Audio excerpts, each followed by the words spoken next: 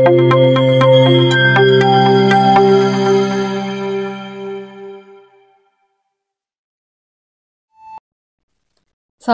warahmatullahi wabarakatuh, Muslimah Ulul Albab. Senang sekali hari ini saya, Umi Nadra Simatupang, dapat menyapa Anda semua dimanapun berada dalam rubrik Suara Pakar untuk Perubahan.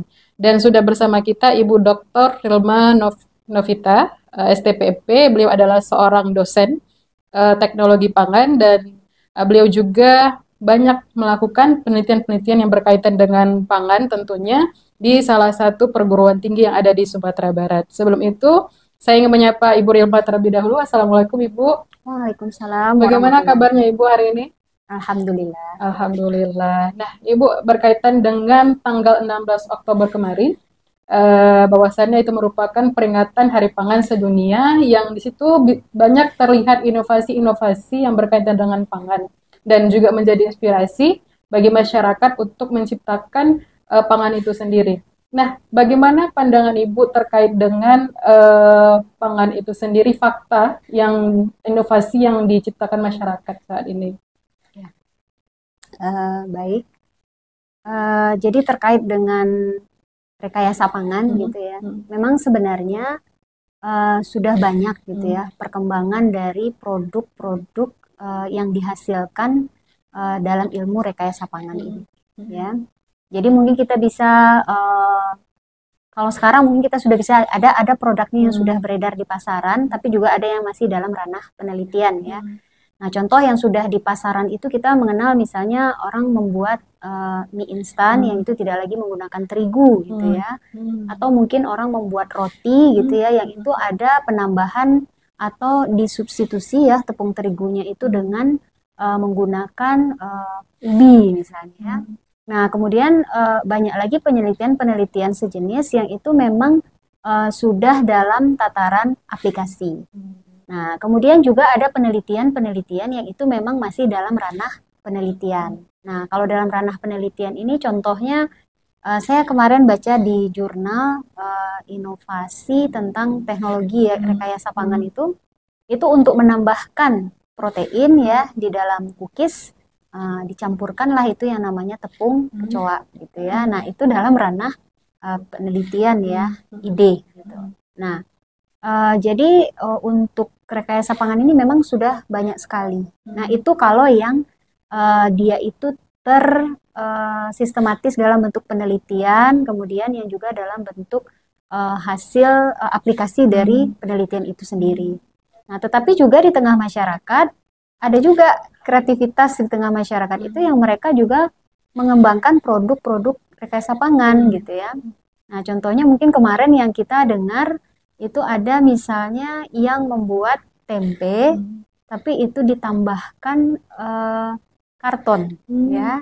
Jadi namanya tempe karton yang katanya itu jelas ya memberikan keuntungan yang lebih besar bagi pelakunya gitu ya. Nah, jadi sebenarnya kalau di bidang rekayasa pangan memang banyak sekali ya inovasi-inovasi dan itu terus berkembang. Nah, cuman ada yang sudah dalam ranah diaplikasikan, diterapkan, tapi ada juga yang masih dalam ranah penelitian atau mungkin dalam tataran ide. Gitu. Nah, itu yang terkait dengan perkembangan produk-produk rekayasa pangan saat ini. Ya. Nah, melihat kebijakan hari ini yang dikeluarkan oleh pemerintah itu sendiri terkait dengan pengembangan ekonomi kreatif, kan hari ini banyak masyarakat itu yang menciptakan rekayasa pangan nih, Bu. Nah, kira-kira bagaimana sih dalam Islam itu sendiri terkait dengan apakah ada kreativitas, batasan kreativitas rekayasa pangan itu sendiri? Ya, jadi kalau yang namanya ide, ya, itu boleh saja ya. Yang namanya ide itu boleh saja, tapi ide itu juga harus kita ingat gitu ya. Apalagi kalau dia itu berubah menjadi sebuah ilmu gitu ya. Jadi misalnya ilmu rekayasa pangan gitu. Nah, maka di situ harusnya ide itu tidak dibiarkan dia itu liar gitu ya. Nah, jadi ide itu harusnya dia diikat oleh sesuatu. Nah, sesuatu itulah yang membuat ide itu nanti apakah bisa kita terapkan atau tidak gitu. Nah, kalau di dalam Islam, kalau ilmu, maka ilmu itu adalah sesuatu yang harusnya bisa kita amalkan. Jadi bukan sesuatu yang tidak bisa diamalkan atau mengawang-awang gitu ya. Nah, jadi dikaitkan dengan hal itu, maka ide itu pun harus ide atau ilmu itu harus memiliki sesuatu yang mengikatnya. Jadi tidak boleh dibiarkan liar begitu saja gitu ya. Jadi seperti tadi misalnya membuat cookies dengan penambahan tepung kecoa gitu ya. Nah, itu kan secara idenya buktinya sudah dilakukan orang gitu ya. Sudah dilakukan misalnya seperti evaluasi sensoriknya seperti apa gitu. Nah, akan tetapi apakah itu nanti boleh diterapkan ya? Nah, itu dikembalikan kepada sesuatu yang mengikatnya. Nah, sebagai muslim, maka kita itu senantiasa terikat dengan yang namanya syariat Islam gitu ya. Jadi kalau di dalam syariat Islam itu sesuatu yang dikatakan itu boleh gitu ya, maka itu boleh kita terapkan gitu. Tetapi kalau itu sesuatu yang terlarang atau bahkan sesuatu yang menyelisihi di dalam Islam, maka walaupun secara idenya itu bisa, tapi itu tidak perlu untuk kita terapkan gitu ya. Nah, jadi mungkin ini ranahnya nanti yang akan membahas itu bisa diaplikasikan di dalam kehidupan atau tidak, itu adalah pembahasan orang-orang yang memang memahami tentang syariat Islam itu sendiri gitu ya. Jadi kalau misalnya kayak tadi ya, cookies kecoa gitu ya. Nah, bagaimana hukumnya penambahan kecoa di dalam bahan makanan gitu ya. Nah, itu perlu kajian tersendiri. Nah, jadi mungkin terkait dengan kreativitas, apakah itu apakah itu boleh tanpa batas? Maka jawabannya adalah kreativitas itu boleh-boleh saja, tapi tetap dibatasi oleh sebuah nilai ya. Bagi kita muslim itu adalah kita juga punya akidah dan kita juga dibatasi dengan yang namanya syariat. Ya, nah, lalu melihat hal yang seperti ini terjadi di tengah-tengah kita, begitu ya kan Bu?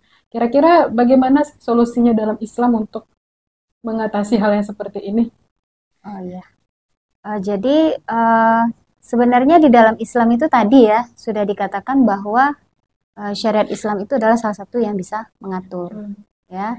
Nah, tapi kembali kalau kita lihat syariat itu tidak akan bisa berjalan kalau tidak ada yang menerapkannya gitu ya. Nah, dalam hal ini mungkin memang untuk bisa mengatur gitu ya, mengatur terkait mungkin kalau dengan rekayasa gitu ya, maka itu salah satunya adalah peran negara ya. Maka negara di situ memang memiliki peran untuk mengatur gitu ya, mengatur masyarakat sesuai dengan kalau kita berbicara negara yang ideal gitu ya, maka sesuai dengan syariat Islam.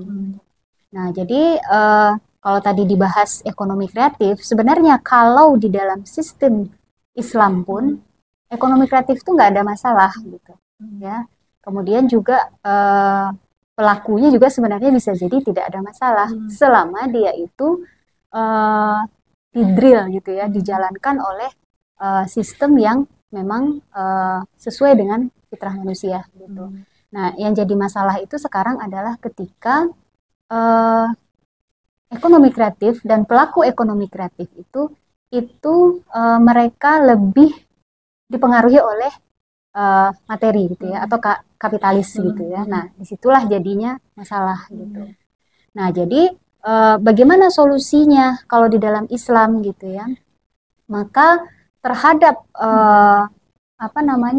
rekayasa pangan ini gitu ya, itu memang harus ada pengawasan gitu ya yang dilakukan oleh negara, dan pengawasan itu tidak bisa setengah-setengah, tapi itu adalah pengawasan yang terus-menerus gitu ya. Nah, pengawasan yang terus-menerus ini kita bisa lihat contohnya ketika di dalam kehidupan Islam dulu ya, kalau kita baca sejarahnya atau kalau kita baca di dalam kisah-kisah yang dituliskan gitu ya, bahwa itu ketika misalnya ada rekayasa itu yang merugikan ya, merugikan masyarakat, maka di situ akan ada sanksi atau tindakan dari negara gitu. Jadi tidak dibiarkan masyarakat itu dirugikan ya dengan adanya kegiatan atau tindakan rekayasa tersebut. Rekayasa di sini mungkin yang sifatnya memang merugikan ya. Nah, jadi contoh misalnya kalau suatu produk gitu ya bukanlah sesuatu yang dihalalkan, misalnya tidak halal dan thayyib, maka di situ harusnya ada sanksi dari negara gitu. Jadi bukan dibiarkan dan itu akhirnya menjadi pembenaran gitu ya.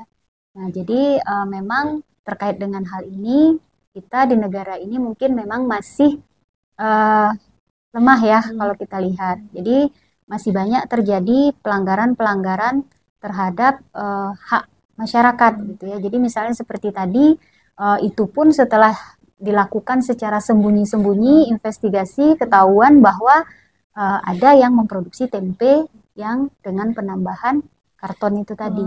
Nah, jadi di sini memang peran negara itu besar.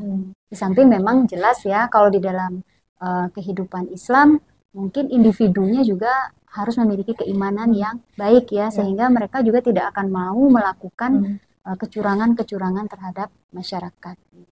Mungkin seperti itu. Ya.